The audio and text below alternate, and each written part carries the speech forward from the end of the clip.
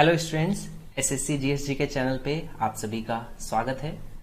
आज हम लोग वैदिक एज के बारे में पढ़ने वाले हैं। वैदिक एज को पढ़ने से पहले प्रीवियसली हम लोगों ने इंडस वैली सिविलाइजेशन और इसके सैलिएंट फीचर्स जो भी इंपॉर्टेंट है वनडे कॉम्पिटिटिव एग्जाम्स के अकॉर्डिंग वो मैंने डिस्कस किया है।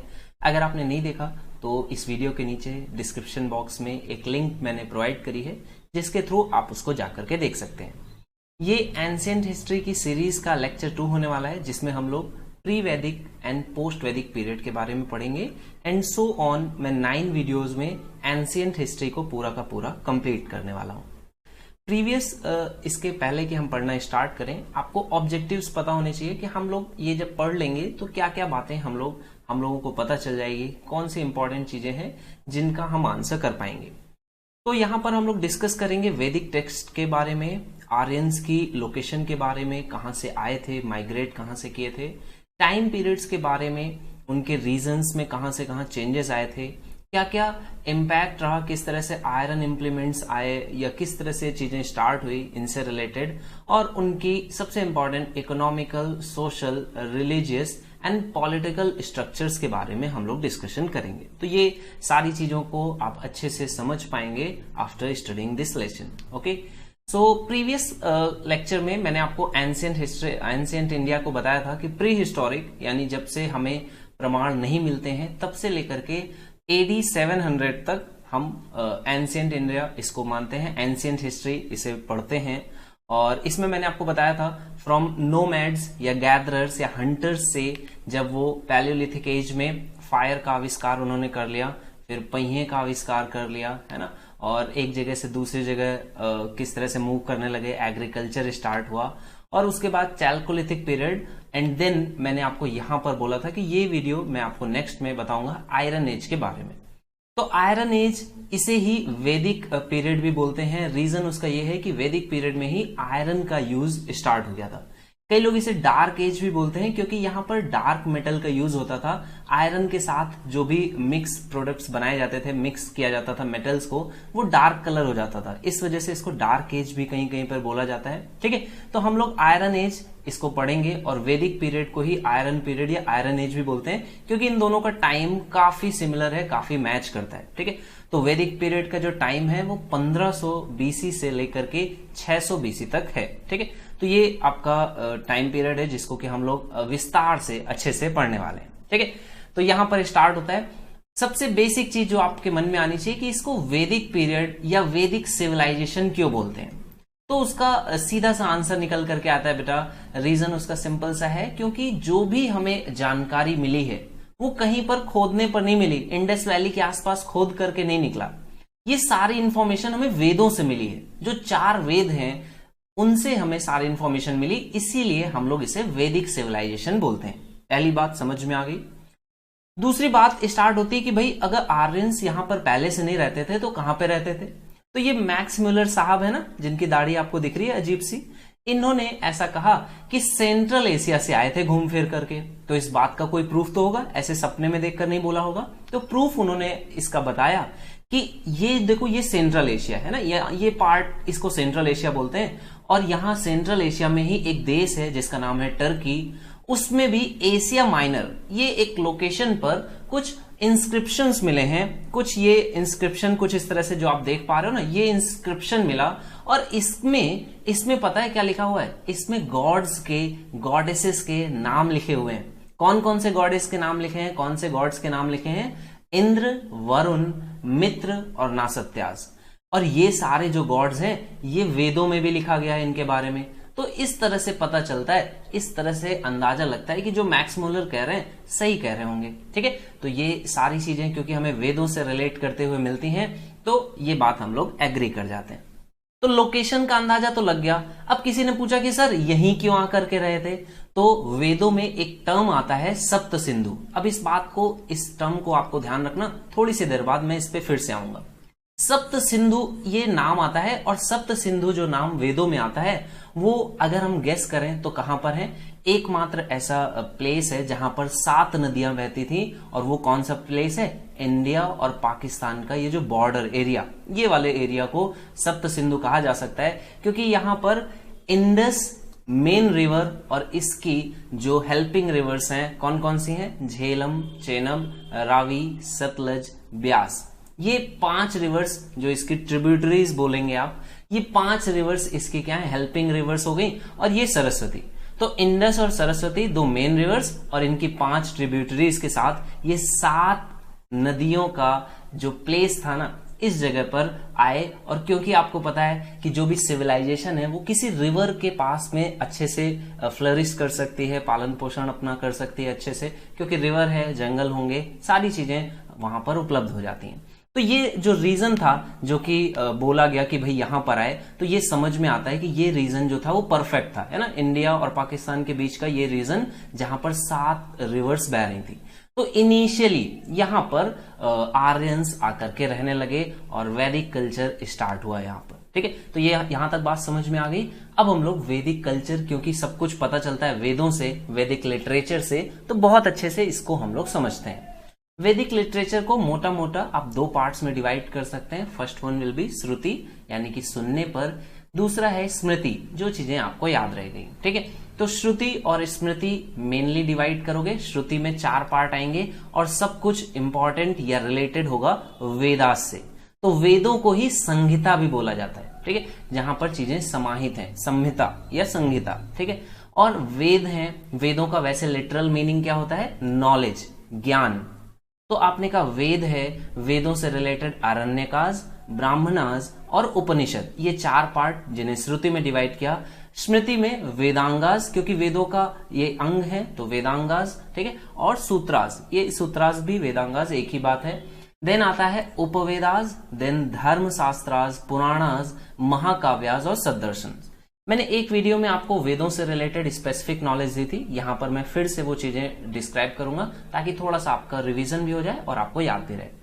वेदों को आपने देखा, श्रुति को 4 पार्ट्स में डिवाइड किया गया। चारों जो हैं वो वेदों के हेल्पिंग पार्ट्स हैं, क्योंकि जो वेद हैं इन्हें डायरेक्टली आप नहीं पढ़ करके समझ सकते, इसलिए कुछ ब्राह्मणों ने इसको प्रॉपर कुछ टेक्स्ट लिखे ताकि आप इसको समझ पाएं। तो वो श्रुति वर्क्स जिसको वेदों के साथ में अटैच किया गया, स्पेसिफिक ब्राह्मण, ये वो टेक्स्ट हैं जिनसे कि आप वेदों को अच्छे से समझ सकें, आसान भाषा में समझ सकें। तो ब्राह्मण जो थे वो ये यहाँ पे ब्राह्मण से मेरा मतलब वैदिक टेक्स्ट से है। ब्राह्मण वो टेक्स्ट है जिसको कि विलेज के अंदर में जब आप रहते हैं तब पढ़ना है।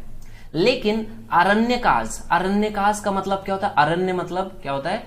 फॉरेस्ट। तो आपने कहा अरण्यकाज या फॉरेस्ट टेक्स्ट वो टेक्स्ट हैं जिन्हें जब संन्यास ले लेते थे लोग और बाहर जाकर के पढ़ते थे, यानी कि विलेज से बाहर जब आप फॉरेस्ट में जाकर के पढ़ना है तो अरण्यकाज पढ़ना होता था, ठीक है। तो उनके लिए भी अलग से भी एक टेक्स्ट लिखा गया। देन उपनिषद क्या है? उपनिषद वो टेक्स्ट हैं जो कि ब्राह्मणास का कंक्लूडिंग पोर्शंस है ना। अरण्यकाज भी और उपनिषद भी दोनों ही ब्राह्मणास का कंक्लूडिंग पोर्शंस हैं। लास्ट का कुछ पार्ट अरण्यकाज होता था और कुछ पार्ट उपनिषद बना, ठीक है। तो टोटल कितने उपनिषद हमें पता है? 108। उपनिषद का वैसे लिटरल मीनिंग क्या होता है? उपनिषद, यानी कि पास में बैठ करके जो स्टूडेंट सुनता था अपने टीचर से वो नॉलेज जो आप तक पहुंचाई गई। उप मतलब पास में, निषद मतलब बैठकर, ठीक है। तो ये वेदास के बारे में है। वेदास यानी कि अपौरुषेय, यानी जिसे किसी इंसान ने नहीं लिखा है, और जो कि नित्य है, यानी आज के टेक्स्ट में भी उसकी मीनिंग जो है वो काफी काम की है, कुछ भी उसमें पुराना नहीं हुआ, ठीक है। नेक्स्ट वन क्या है? नेक्स्ट वन है ऋग्वेद। हम लोग 4 वेदों के बारे में जल्दी से देख लेते हैं।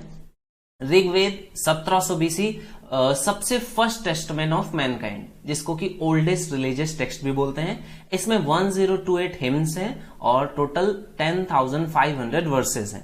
टोटल इसे 10 मंडल्स में डिवाइड किया गया है, जिसमें 2nd से 7th तक ओल्डेस्ट हैं और 1st और 10th बाद में जोड़े गए हैं, ऐसा माना जाता है। और 8th और 9th कुछ उसमें से नया है और कुछ पुराना है, तो मिक्स्ड एजेस हो गई।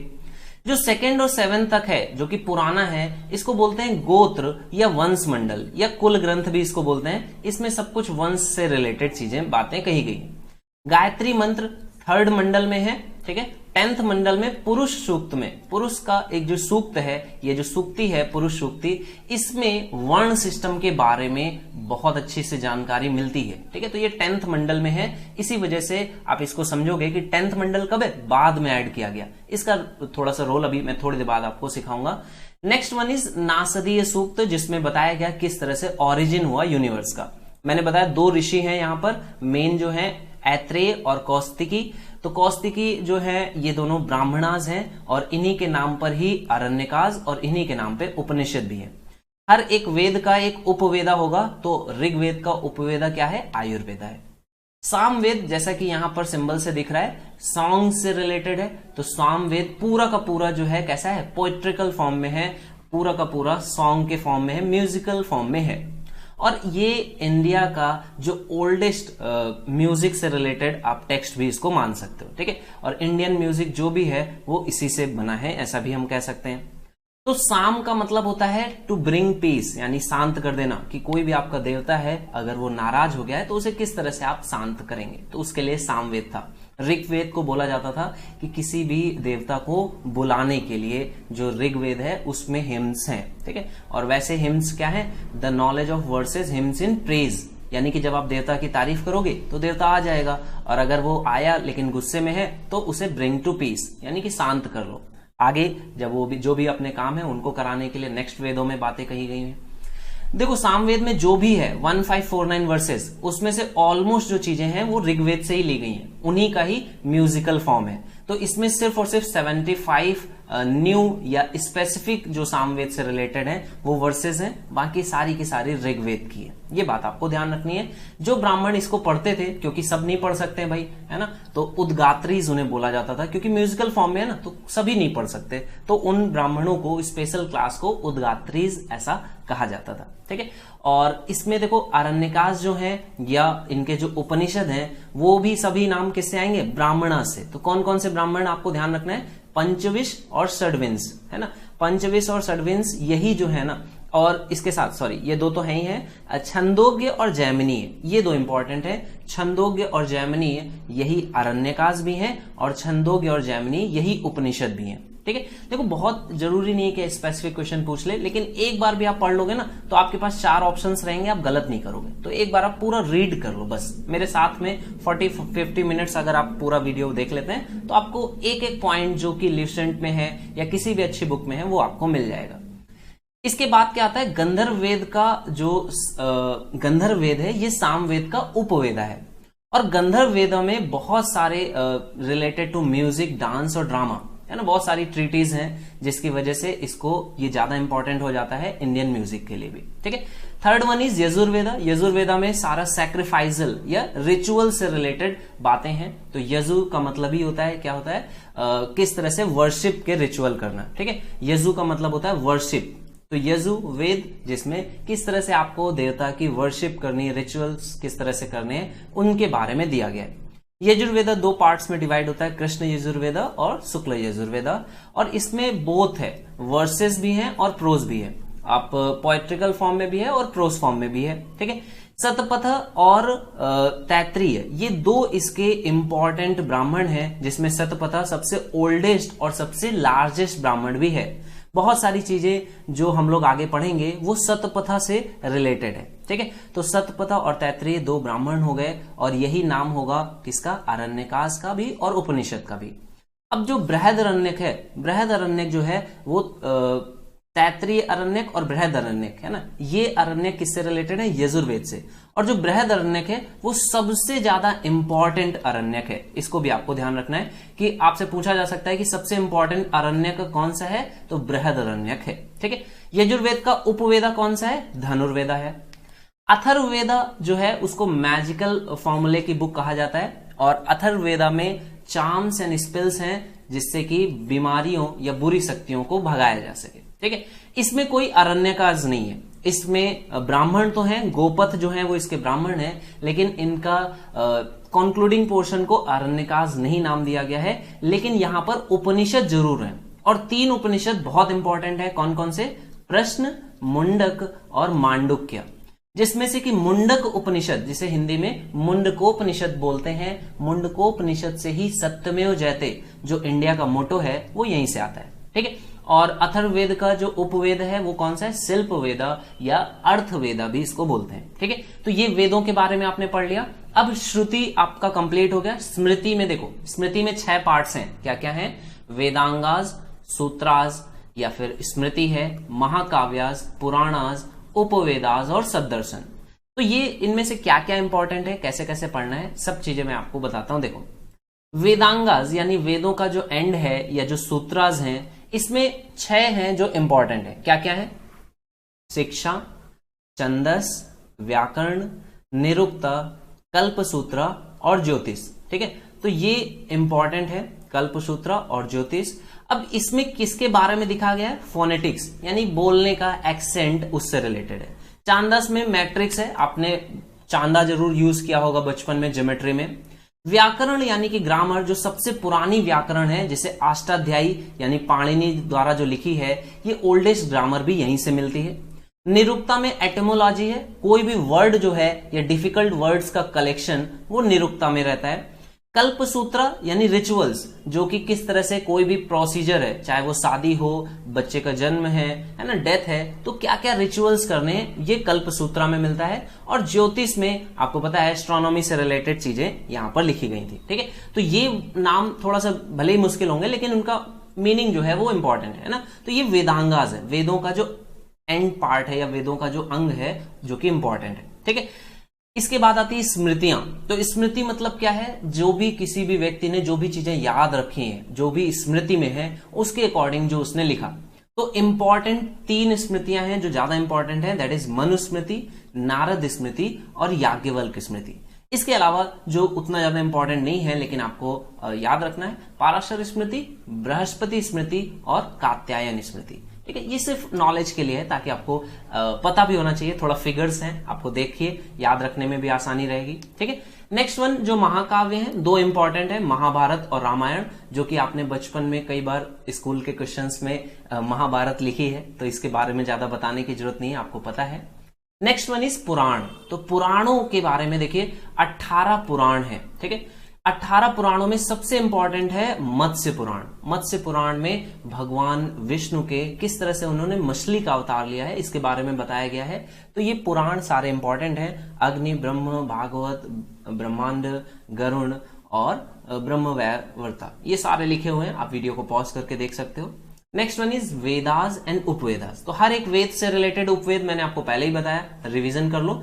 ऋग्वेद का उपवेद आयुर्वेद, यजुर्वेद का धनुर्वेद है ना, सामवेद का गंधर्व वेद, अथर्ववेद का शिल्प वेद या अर्थवेद भी इसको बोलते हैं। ठीक है, ये उपवेदास हो गए। देन 6 दर्शन या फिलोसॉफिकल जो टेक्स्ट है वो क्या है? न्याय का स्कूल है, गौतम ऋषि के द्वारा बनाया गया। वैशेषिका है, कन्नड़ ऋषि के द्वारा, कन्नंद। सांख्य दर्शन है, कपिल मुनि के द्वारा। योग दर्शन है, महर्षि पतंजलि के द्वारा। पूर्व मीमांसा, जैमिनी ऋषि। और उत्तर मीमांसा, उत्तर मीमांसा जो है वो महर्षि व्यास द्वारा है। ठीक है, तो ये हो गए इनके ऑथर्स। सभी 6th सेंचुरी के बाद ही हैं, 6th century, 4th century, 2nd century. और मेन बुक्स इनकी न्याय सूत्र, वैशेषिक सूत्र, जो भी नाम है ना स्कूल का, उसके आगे सूत्र लगा देना है। तो न्याय सूत्र, वैशेषिक सूत्र, सांख्य सूत्र, योग सूत्र, पूर्व मीमांसा सूत्र और उत्तर मीमांसा सूत्र। तो सूत्र लगा दोगे तो उनकी बुक हो गई।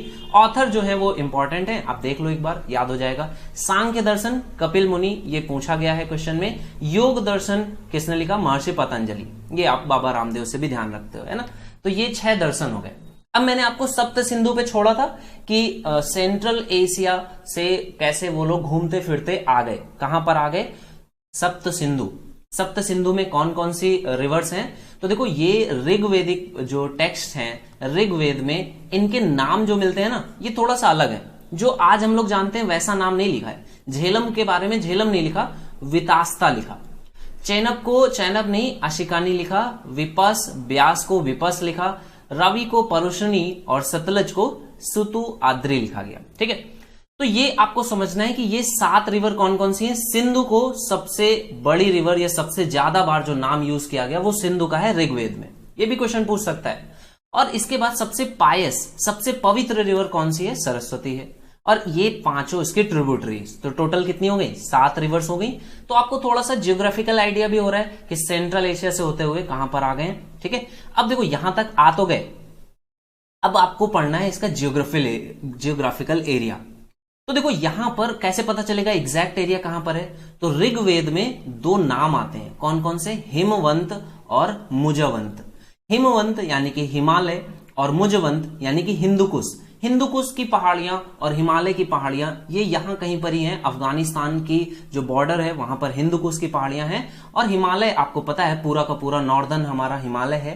तो यहां से हमें एग्जैक्ट आइडिया लगता है कि वैदिक पीरियड पर ये जो आर्यंस थे, है ना, आर्य लोग थे, ये कहां से इंटर कर रहे हैं, इस जगह से ये कुछ इंटर कर रहे हैं भारत में। ठीक है, अब ऐसा बोला जाता है ये एक लड़ाई हुई, कौन सी लड़ाई? 10 रंजन वार, यानी कि जिसमें 10 राजा शामिल थे, ऐसी एक फाइट का जिक्र मिलता है। ठीक है, तो इसमें क्या बोलते हैं कि इनिशियली जो आर्यंस थे, देखो बहुत सारी इसकी थ्योरीज हैं, जो सबसे ज्यादा वाइडली एक्सेप्टेड है और जो आप बार बार समझ सकें और एक्सेप्ट कर सकें वो मैं आपको बता रहा हूं। कि इसमें इनिशियली बोलते हैं आर्यंस ने फॉट किया किससे? द्रविड से, और द्रविड को शिफ्ट कर दिया साउथ की तरफ, है ना, और इसी में फेमस बैटल है, इसी को 10 किंग्स बोला गया। जो 10 किंग्स थे, है ना, पहले सब नोमैडिक थे, सब इधर उधर घूमते थे, तो एक ग्रुप बनाया, तो ट्राइब्स जो बनी ना, ट्राइब्स में सबने अपना अपना एक किंग बना लिया, तो हर छोटी छोटी ट्राइब का एक किंग था।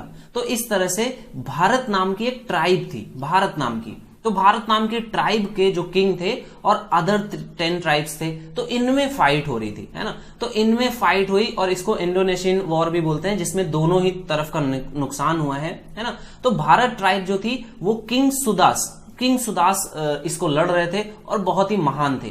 अदर 10 में सभी इंपॉर्टेंट नहीं है, कुछ आप याद रखिए, पुरु, यदु, अनु और इस तरह से इसमें कुछ कुछ राजा थे। तो यहां पर बाद में क्या हुआ, फाइट बहुत दिनों तक चलती रही। तो क्या हुआ कि इसके सुदास जो राजा थे ना, और इसके जो पुरु राजा थे, इन्होंने कहा अरे यार आपस में नहीं लड़ते, क्या करते हैं, ग्रुप बना लेते हैं। तो पुरुष और इसके जो सुदस हैं, इन लोगों ने ज्वाइन किया हैंड्स, और बन गया क्या, कुरु, है ना। इसका लिया के और इसका लिया उरु, बन गए कुरु। आपने कहा सर इसमें तो के है नहीं, अरे ध्यान से देखो है ठीक है, तो ये कुरु बन गया। तो कुरुज ये जो थे, ये ट्राइब जो है वो सबसे उभर करके आई, और इस तरह से जो बैटल थी वो लड़ी जा रही थी रवि नदी के किनारे। इसका जिक्र बार बार मिलता है, और ऐसा मानते हैं कि भारत ने अदर 10 ट्राइब्स को हरा दिया था, और इसी वजह से, इसी तरह से भारत किंगडम बनी, और इसी वजह से अपने देश का नाम भी भारतवर्ष पड़ा। इसके बाद ये पड़ा है भारत नाम के ये जो ट्राइब्स थे उसके नाम पर पड़ा। ठीक है, तो ये बात छोटी सी थोड़ा सा समझ में आ गया। अभी देखना इन सभी का रोल आपको आगे दिखेगा। 10 रंजन वॉर हो गई, है ना। 10 रंजन वॉर से आपने क्या है, अर्ली वैदिक पीरियड के बारे में पढ़ा। देखो मैं अब आपको क्या करने वाला हूं, दोनों चीजें, अर्ली वैदिक और लेटर वैदिक, दोनों को ही मैं आपको लेकर के चलूंगा। देखो अर्ली वैदिक का टाइम पीरियड क्या है, 1500 से 1000 बीसी। ठीक है, 1500 से 1000 बीसी जो टाइम पीरियड है ये अर्ली वैदिक का है। लेटर वैदिक में क्या हो रहा था, लेटर वैदिक में 1000 से 500 बीसी के बीच में जो चेंजेस आए वो हम लोग पढ़ेंगे। देखो लेटर वैदिक में क्या हुआ ना, आपने देखा कि एक किस तरह से ग्रुप फॉर्म हो गया, ऐसे ही खूब सारे ग्रुप्स फॉर्म होने लगे। इमरजेंस ऑफ जनपद, बहुत सारे जनपद यहां पर मिलने लगते हैं, जैसे कुरु है, कॉम्बिनेशन ऑफ पुरु और भारताज। इसी तरह से पांचाल मिल गया, दो सब भाई, सभी लोगों के पास दिमाग था, सभी ने ग्रुपिंग्स फॉर्म कर ली। इसी तरह से काशी बन गया। तो यहां पर आप देखोगे कि पहले तो ये लोग एंटर कर रहे थे, और अब यहां पर क्या कर लिया, कुरु, पांचाल, कौशल, विदेह, इस तरह से बहुत सारे उन्होंने क्या है, ग्रुप्स फॉर्म कर लिए, और इन्हें ही बाद में जनपद बोला गया। और हम लोग नेक्स्ट लेक्चर में महाजनपदास के बारे में भी पढ़ेंगे। ठीक है, अब इनकी जियोग्राफिकल कंडीशन कहां पर है, तो बोलते हैं कि माउंटेन विंद के बारे में लेटर वैदिक्स जो है लिटरेचर्स, उसमें माउंटेन विंद का वर्णन होता है। और विंद जो ये है, ये कहां पर है, सेंट्रल एशिया में है। तो सेंट्रल एशिया में यहां कहीं पर विंध्य पर्वत आता है। तो यहां से आप थोड़ा सा आइडिया लगा सकते हो कि ये लोग यहां से एंटर हुए थे, और नीचे या सेंट्रल पूरा नॉर्दर्न तो कवर कर ही लिया था, और मध्य प्रदेश से थोड़ा सा इधर छत्तीसगढ़ और इधर में महाराष्ट्र, इसको कवर कर रहे थे, है ना। तो ये इनकी लोकेशन एग्जैक्ट हमें आइडिया लगता है। और देखो पहले क्या है, सरस्वती रिवर पे डिपेंडेंट थे, फिर सरस्वती रिवर गायब हो गई, तो कौन सी हमारी माता कौन सी है, गंगा, है ना। तो गंगा माँ या गंगा रिवर के किनारे हम लोग अब डिपेंडेंट किस पे हो गए, गंगा रिवर पे, ठीक है। तो इस तरह से आइडिया मिलता है। बाकी इंडिया की जो टेरिटोरियल डिवीजन है जो ऋग्वेद में मिलता है वो आर्यावर्त यानी नॉर्दर्न इंडिया, मध्य देश बोलते थे सेंट्रल इंडिया को, और दक्षिणापथ ये बोलते थे साउथर्न इंडिया को। तो इस तरह से इनके जियोग्राफिकल कंटेंट का आइडिया हमें मिलता है, जियोग्राफिकल एक्सटेंट का आइडिया हमें लगता है। तो ये स्टार्टिंग इस तरह से एंटर किए और यहां पर अब सेंट्रल एशिया को पूरा कवर कर लिया और साउदर्न इंडिया की तरफ बढ़ रहे थे।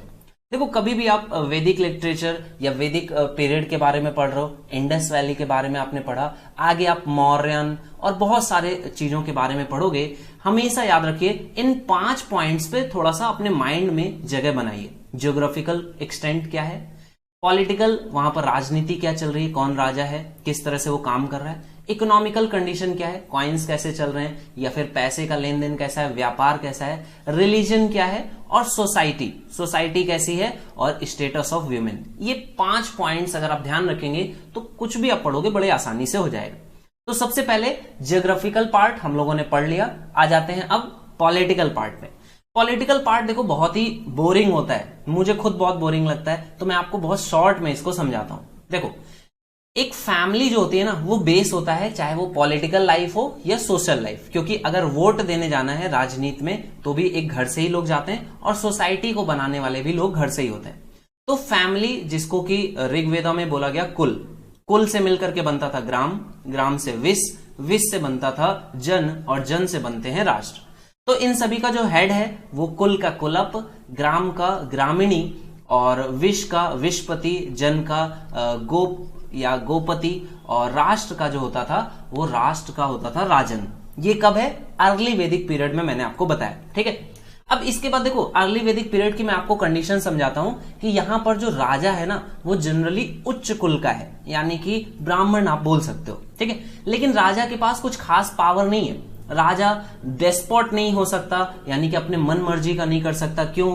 क्योंकि उसके चारों तरफ लोग हैं, है ना, सभा और समिति लगती थी उसके चारों तरफ। उसको कोई भी रेगुलर टैक्सेस नहीं देता था, सब अपनी तरफ से इच्छा है तो बलि देते थे, यानी कि कोई भी ऐसा अपनी तरफ से आप ऑफरिंग करना चाहते हो या वॉलेंटरी गिफ्ट, है ना, ये बात ध्यान रखना। देखो अर्ली वैदिक पीरियड है तो वॉलेंटरी गिफ्ट है ना, ये आपको देना है तो दीजिए, नहीं देना है तो कोई बात नहीं, राजा बहुत ही अच्छा है। यहां पर राजा खुद ही डर डर के रहता था, राजा को फाइट करने जाना पड़ता था। अगर अलग ट्राइब वाले ने हमला कर दिया और राजा हार गया तो राजा के पद से ही हटा देते थे तो बड़ा ही मुश्किल सा था उसका जीवन। तो ये राजा है ना। राजा के चारों तरफ जो मिनिस्टर्स हैं, एडवाइजर्स हैं, कौन कौन है, पुरोहित रहता था। पुरोहित भी वो पंडित है जो बहुत सारी पूजा अर्चना वगैरह करवाता है ना, यज्ञ वगैरह कराता है। इसके पास एक सेनानी बोलते हैं कि रहता था, जो कि आर्मी का हेड है ना। ग्रामीणी आपने पढ़ा कौन है, ये क्लैन का हेड होता था, सॉरी विलेज का हेड होता था ग्रामीणी, और जो भी विलेज से रिलेटेड काम है उसके लिए राजा ग्रामीणी से ही कंसल्ट करता था। काइंड ऑफ आप राजनीति समझ रहे हो किस तरह से वर्किंग होती थी, है ना। सभा और समिति का काफी इंपॉर्टेंट रोल रहता था। सभा और समिति में सभा जो है वो बड़े लोगों का है, जो भी ज्ञानी लोग हैं उन लोगों को सभा में बैठाला जाता था। समिति में गांव के जितने भी लोग हैं सभी लोगों को इन्वाइट किया जाता था, ठीक है। तो ये आपका टेक्स्ट है, आप चाहो तो पॉज करके पढ़ सकते हो, अदरवाइज इंपॉर्टेंट जो बातें हैं वो मैंने आपको बता दी। अब देखो यहां से अर्ली वैदिक पीरियड से लेटर वैदिक पीरियड आया, क्योंकि फाइट करना रहता था तो राजा जो है ना अब वो क्षत्रिय हो गया। अभी तक राजा जनरली ऐसा मान सकते हो कि ब्राह्मण था, या कोई कुल वैसे एग्जैक्ट नहीं कह सकते, लेकिन बहुत ही अलग तरीके का था। लेकिन अब जो राजा है वो कैसा है, क्षत्रिय है, इसके बारे में लिखा हुआ भी मिलता है। तो लेटर वैदिक पीरियड में जो राजा है वो क्षत्रिय हो गया और अब वो मोनार्ची की तरफ बढ़ रहा है, यानी कि अब वो एकाधिकार पे चल रहा है। अब वो राजा है, सर्वे सर्वा है, किंग ऑफ किंग्स या फिर सम्राट भी है। तो असेंबलीज जो है उनकी इंपॉर्टेंस कम होने लगी है। अच्छा देखिए, पहले जो असेंबलीज थी वो 4 थी। कौन कौन सी थी? सभा और समिति, जिनके बारे में हम पढ़ रहे थे, विदाथ और गण, ये 2 और असेंबलीज थी, जिसमें से विदाथा कंप्लीटली डिसअपेयर हो गई है, गण के बारे में भी नहीं पता चलता है। समिति या फिर सरनिया और सभा ये अभी भी कंटिन्यू कर रहे थे टू होल्ड द ग्राउंड, रुके हुए थे, लेकिन सभा जो है वो थोड़ा सा ज्यादा इंपॉर्टेंस अब देखने को मिलता है, जबकि समिति या सरनिया उसका इंपॉर्टेंस काफी कम हो जाता है।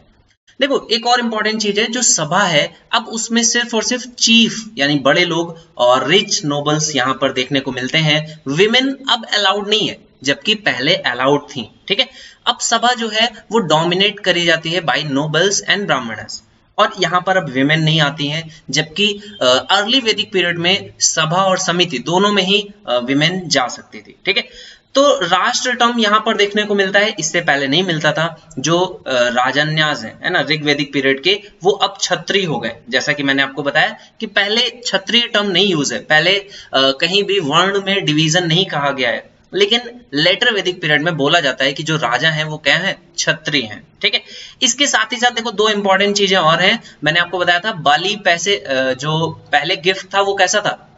जो पहले का गिफ्ट था वो वॉलेंट्री गिफ्ट था, है ना, आपका मन है तो दे दीजिए। यहां पर ऐसा नहीं चलेगा, यहां पर क्या है? यहां पर कंपल्सरी है ना, रूडिमेंट्री टैक्सेशन सिस्टम आ गया है, कंफर्म है आपको देना ही देना है। और ये कहां पर जमा हो रहा है? ये जमा हो रहा है, संग्रह हो रहा है। तो संग्रह करने वाले को क्या बोलते हैं? संग्रहित्री, है ना, संग्रहित्री, है ना, संग्रहित्री है ये।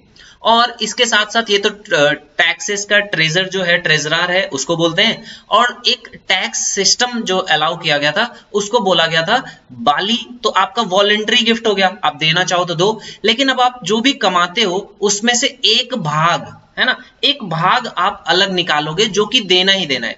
तो इसी भाग को ही इंग्लिश में भाग लिखा हुआ है। आप ऐसे समझिए कि आपने 10 रुपए कमाया तो एक भाग आपको देना है। ये रेगुलर ट्रिब्यूट हो गया था। और ये भाग लेने वाला कौन था? भाग दुगा या भाग दुगा। ये भाग दुगा कौन है? जो आपका एक भाग आपने निकाला है ना, वो टैक्स कलेक्टर है। समझ में आ गया? थोड़ा सा आसान शब्द मैंने प्रयोग किए ताकि आप संग्रहित्री या भाग दुगा को समझ पाए। आई होप आपको हेल्प हुई होगी। तो ये था। देखो, इसके बाद लेटर वैदिक पीरियड में जो राजा था ना, उसके पास कुछ एडवाइजर्स भी थे। पहले कौन कौन से थे? पहले उसके पास पुरोहित रहता है, सेनानी रहता है और ब्राह्मणी रहते हैं। अब उसके पास पूरे के पूरे काउंसिल है एडवाइजर्स की, जिसे रत्न भी बोला जाता है, ये रत्निस भी बोला जाता है। बहुत सारे नाम है, लेकिन वो इतना इंपॉर्टेंट नहीं रखते, इंपॉर्टेंस नहीं उनका। ठीक है, इसके बाद हम लोग बात करेंगे सोसाइटी की। तो फैमिली लाइफ कैसी है? देखिए, पैट्रियार्कल फैमिली है और ज्वाइंट फैमिली है। ठीक है, तो जो फैमिली है, लोग जो है वो पितृ सत्तात्मक है, यानी कि पिता के अकॉर्डिंग चलते हैं, जैसा पिता कहता है वैसा करते हैं। और ज्वाइंट फैमिली है, यानी कि दादा के और चाचा लोग और सब लोग एक साथ रहते हैं, मजे कर रहे हैं, एंजॉय में है ना। और एजुकेशन के बारे में भी देखिए तो यहाँ पर मिलता है ऐसा लिखा हुआ कि गुरुकुल में लड़का हो या लड़की दोनों को ही जाना अलाउड था, दोनों जा सकते थे। लड़कियों के लिए विमेन टीचर्स भी प्रोवाइड होती थी। तो ये बढ़िया चीजें यहाँ पर देखने को मिलती हैं कि सभी चीजें इक्वालिटी यहां पर मेंटेन करी गई है। सोशल डिवीजन जो है वो अभी कैसे है? काम के अकॉर्डिंग है, प्रोफेशन के अकॉर्डिंग है। बहुत ज्यादा इंपॉर्टेंट है ये चीजें। एक्चुअल या आइडियल जो होना चाहिए वो देखो यहां पर मिलता है कि अर्ली वैदिक पीरियड में, मैं फिर से अर्ली वैदिक पीरियड पे आ गया हूं, है ना, फिर से हम लोग अर्ली वैदिक पीरियड पे आ गए हैं। आप देखिए, अर्ली वैदिक पीरियड में जो काम के अकॉर्डिंग डिवीजन है वर्ण का, टीचर है या प्रीस्ट है तो ब्राह्मण है, अगर आप रूलर हैं या एडमिनिस्ट्रेटर हैं तो क्षत्रिय हैं, फार्मर हैं, मर्चेंट हैं या बैंकर हैं तो वैश्य हैं, और आर्टिसन या लेबरर हैं तो आप शूद्र हैं, है ना। और इनको फ्रीडम भी थी अपना कार्य चेंज करने की, mobility for adoption of a profession. तो आप प्रोफेशन चेंज करो, आपका वर्ण ऑटोमेटिकली चेंज हो जाएगा। डाइट के बारे में, उनके खाने के बारे में कई जगहों पर मिलता है कि वो नेचुरली जो भी मिल्क है, क्योंकि ज्यादातर कैसे थे? गाय पालने वाले थे, तो मिल्क से रिलेटेड प्रोडक्ट्स यूज करते थे। और मीट भी खाने वाले लोगों के बारे में मिलता है ना। ऐसा कहीं भी मना नहीं है कि मीट नहीं खाना है, ऐसा कुछ नहीं, सब कुछ अलाउड था, जिसमें स्पेसिफिक मछली के मांस के बारे में कई जगहों पर जिक्र होता है। ठीक है, लेकिन एक इंपॉर्टेंट चीज, काउ वॉज डीम्ड एज अघन्य। काऊ को मारना अपराध है, जघन्य अपराध होता था, तो काऊ को नहीं मार सकते, गाय को नहीं मारा जा सकता, ये कई जगहों पर लिखा है। और कोई राजा ही क्यों ना हो, अगर गाय को क्षति पहुंचाता है तो उसके लिए बहुत जघन्य से जघन्य सजाएं लिखी गई हैं, ठीक है।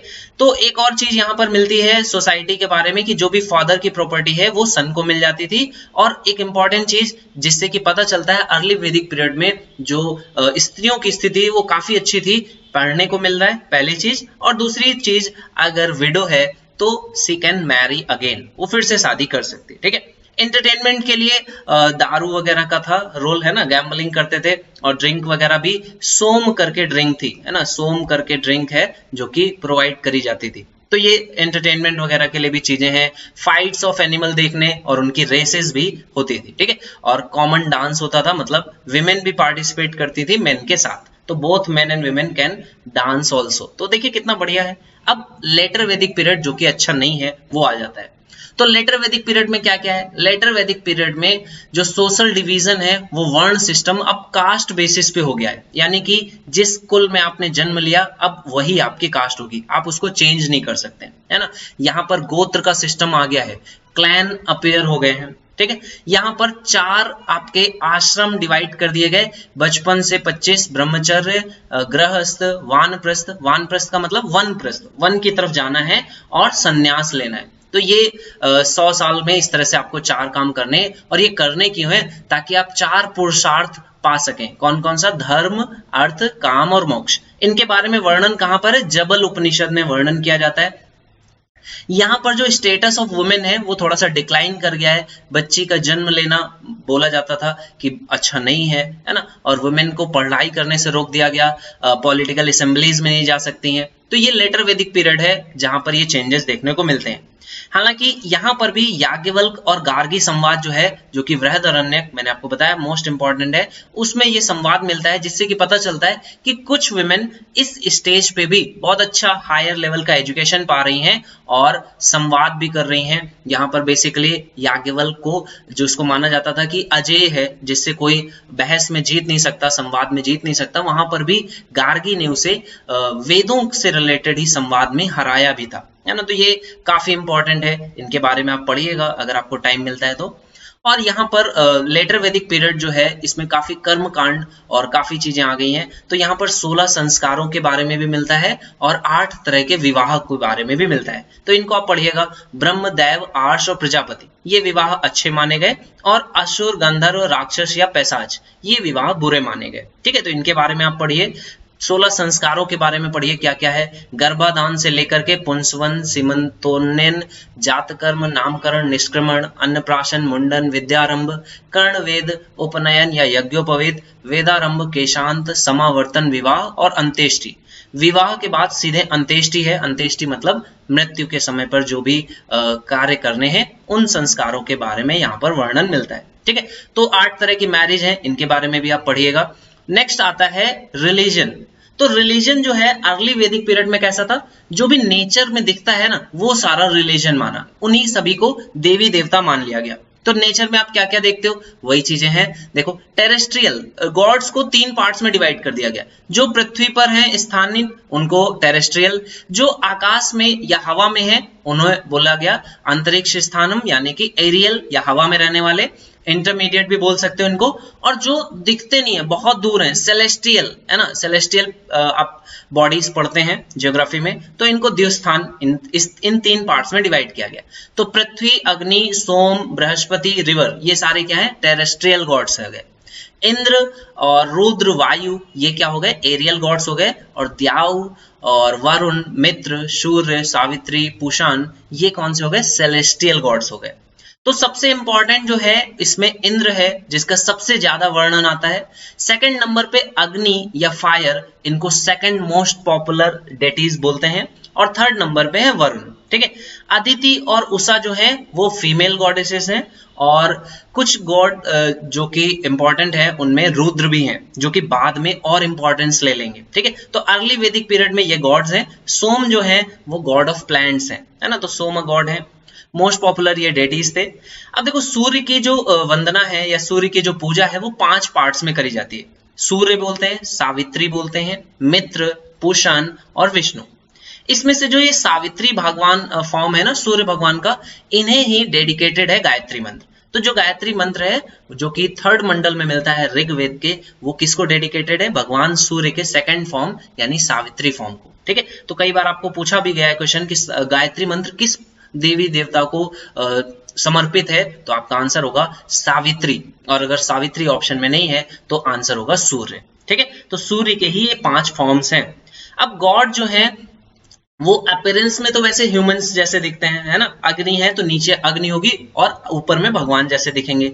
लेकिन कुछ गॉड जो एनिमल्स के फॉर्म में भी है, जैसे द्याऊ जो है वो एज ए बुल रिप्रेजेंट किया जाते हैं, जो सन है उन्हें एज ए हॉर्स रिप्रेजेंट कहीं कहीं पर किया गया। ठीक है, अब देखो लेटर वैदिक पीरियड में क्या होगा। लेटर वैदिक पीरियड में जो भगवान हैं वो पुराने वाले, उनकी वैल्यू कम होने लगी, और 3 भगवान जो आज तक हम लोग मानते हैं, ब्रह्मा विष्णु महेश, तो ब्रह्मा यानी प्रजापति को सबसे इंपॉर्टेंट भगवान वहां पर माना गया। देन विष्णु भगवान, ब्रह्मा इसलिए, प्रजापति इसलिए महान या इसलिए इंपॉर्टेंट हो गए क्योंकि इनका काम क्या था कि ये बच्चों के अकॉर्डिंग थे। ठीक है, विष्णु जो है, विष्णु क्या है? पालन पोषण है। और शिव या रुद्र भगवान ये डिस्ट्रॉयर है। तो ये प्रजापति या फिर ये जो संतान उत्पत्ति के लिए जो सबसे अच्छे भगवान है, इस तरह से ये तीनों का डिवीजन हुआ और यही 3 सबसे इंपॉर्टेंट गॉड्स भी बन गए। ठीक है, तो ब्रह्मा विष्णु महेश आज तक इनकी पूजा करी जाती है। ठीक है, कुछ और भी हैं जो उतना इंपॉर्टेंट नहीं है ना, और बाद में इंपॉर्टेंट हो गए। तो ऐसे भगवानों में ही रुद्र भगवान आते हैं। रुद्र के बारे में मैंने आपको पहले बताया, इन्हें एनिमल ऑफ गॉड्स कहा जाता था। आज भी हम लोग पशुपति बोलते हैं, नेपाल में भगवान पशुपति का मंदिर भी है। तो पशुपति क्यों बोलते हैं? एनिमल ऑफ गॉड्स, है ना। यहाँ पर देखो ये लिखा हुआ है कि ये गॉड्स के एनिमल थे। उस टाइम पर उतना ज्यादा इंपॉर्टेंस नहीं था, लेकिन बाद में भगवान शिव की पूजा बढ़ गई और इन्हें ही देवों के देव महादेव, है ना, ये भी कहा गया, ग्रेट गॉड, इस तरह से भी इनकी पूजा करी गई, है ना। और बृहदारण्यक में ही सबसे पहले किन चीजों के बारे में? पुनर्जन्म और कर्म के बारे में मिलता है। तो पूछा जा सकता है कि पुनर्जन्म के बारे में कहां पर हमें किस अरण्यक से इस इंफॉर्मेशन मिलती है? तो बृहदारण्यक है। इसके बाद लेटर वैदिक पीरियड में रिचुअल्स और सैक्रिफाइसेस के लिए 2 तरह के हो गए थे। एक छोटे यज्ञ अगर आपको करने हैं, छोटा आपको इस तरह से यज्ञ कर रहे हैं, देखिए, है ना, तो ये इनका नाम क्या होता था? लघु यज्ञ। ये कोई भी घर वाला हाउस होल्डर जो है वो कर सकता है ना, सिंपल सैक्रिफाइसेस के थ्रू हो सकता है। लेकिन महायज्ञ जो है वो किसके द्वारा? रिच मैन या किंग के द्वारा किए जा सकते हैं। ऐसे कौन से थे? राजसूय, वाजपेय या अश्वमेध या अग्निष्टोमा, इस तरह के यज्ञ जो है ये किसके द्वारा? बाय रिच मैन या किंग के द्वारा जो यज्ञ किए जाएंगे वो महायज्ञ हो गए। और लघु यज्ञ कौन से हो गए? पंच महायज्ञ। ठीक है, तो ये हो गए। ये कब कब किए जा सकते थे? इनके बारे में भी आता है कि पूर्णमासा यानी पूर्णिमा के दिन, और दर्शा यज्ञ ये अमावस्या के दिन किया जा सकता है ना। तो ये एंड हो रहा था, और यहां पर क्या हो रहा था? लेटर वैदिक पीरियड में बहुत सारा बलि के लिए, मतलब किसी जानवर की बलि देनी है ना, या इंसान की ही बलि देना है, तो इसके बारे में काफी थोड़ा सा जो पुरोहित था या जो पंडित लोग थे वो लोग बहुत ज्यादा फोर्स करने लग गए थे। तो इसके अगेंस्ट जो वैश्य वर्ग है ना, उसमें काफी इनके अगेंस्ट चीजें ये देखने को मिल रही थी कि भाई हर चीज में बलि देना क्यों जरूरी है, क्योंकि जो वैश्य वर्ग था वो बलि के अगेंस्ट था। किसी भी जानवर की मृत्यु करना ये ठीक नहीं था, है ना। तो ये ऐसी कुछ धारणाएं पैदा हो गई थी, और इसका रोल आपको मिलेगा जैन धर्म और बौद्ध धर्म के स्टार्टिंग में। क्यों आपका वैदिक धर्म से अलग होकर के कुछ धर्म क्यों बने, उसका रीजन भी आपको यहाँ पर मिलेगा, समझ में आएगा। ठीक है, अब बात करते हैं इकोनॉमिक कंडीशन की। तो एग्रीकल्चर ही एक ऑक्यूपेशन था अर्ली वैदिक पीरियड में, बाकी कुछ खास नहीं था। ग्रेन्स कलेक्ट करते थे, और यहाँ पर ऐसा मानते हैं कि लायन, एलिफेंट और बियर के बारे में तो उन्हें पता था, लेकिन टाइगर के बारे में उन्हें जानकारी नहीं थी। ठीक है, पॉटरी मेकिंग, वीविंग, कारपेंट्री, इन सभी, है ना, ट्रेड्स के बारे में, इन सभी कॉमर्स के जो ऑक्यूपेशन है इनके बारे में ऋग्वेद में पढ़ने को मिलता है कि कोई एक सेंटेंस है जिसमें बताता है कि मैं कारपेंटर हूं, मेरे पापा कुछ और हैं। तो इस तरह से पता चलता है कि बहुत सारे काम थे जो ये लोग करते थे, है ना। दे वर एक्सपर्ट्स इन सर्जरी ऑल्सो, तो सर्जरी के एक्सपर्ट्स थे, कारपेंटर्स थे, स्मिथ्स थे, टैनर, वीवर्स, तो बहुत सारे ऑक्यूपेशन थे। और जो ट्रेड होती थी तो वो पैसे का लेन देन नहीं होता था। जो इंपॉर्टेंट जो फिक्स वैल्यूज थी वो किसकी थी? या तो आप काऊ लेके दे सकते हो, है ना, गाय की वैल्यू थी, या फिर फिक्स गोल्ड ऑर्नामेंट्स जो हैं इनकी वैल्यूज फिक्स थी। तो ये मोड ऑफ एक्सचेंज था। अभी यहाँ पर कॉइन्स का कोई भी रोल नहीं देखने को मिलता है, ठीक है। तो ये अर्ली वैदिक पीरियड है। लेटर वैदिक पीरियड में क्या होता है, अब जो लैंड है वो उसकी वैल्यू बढ़ गई है ना, काउस से ज्यादा लैंड की वैल्यू बढ़ गई है। एग्रीकल्चर अब क्या होता है, ज्यादा से ज्यादा लोकेशन, ज्यादा से ज्यादा लैंड पे किया जाता है। ट्रेड के लिए बोलते हैं लेटर वैदिक पीरियड में इनलैंड और ओवरसीज ट्रेड्स डेवलप हो चुकी थी, है ना। और यहां पर आयस, आयस एक वर्ड यूज होता है। आयस क्या है, कॉपर या आयरन, इसके मिक्स मेटल्स जो हैं उनको आयस बोला जाता है, और इसी वजह से इसे आयरन एज भी कहते हैं, क्योंकि यहाँ पर आयरन का यूजेस बहुत ज्यादा स्टार्ट हो गया। यहाँ पर जो भी मेटल्स हैं उनका मेंशन देखने को मिलता है। तो ऋग्वेद में टिन का, सिल्वर, आयरन, गोल्ड तो आप देख ही रहे हो, है ना, और आयस, आयस भी ये मिलता है देखने को, ठीक है। तो इसी वजह से इसे आयरन एज भी कहा जाता है।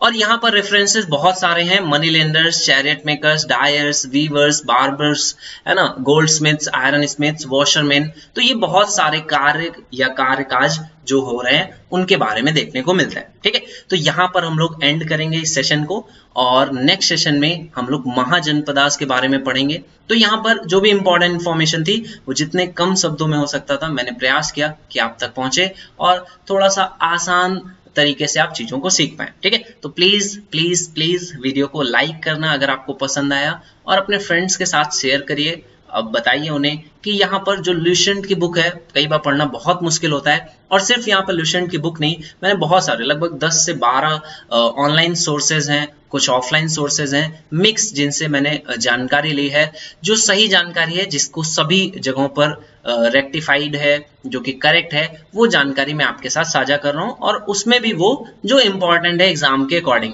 या जो आपकी अंडरस्टैंडिंग को डेवलप करेगी। ओके, सो मिलते हैं नेक्स्ट सेशन में। Thank you so much, take care, bye bye.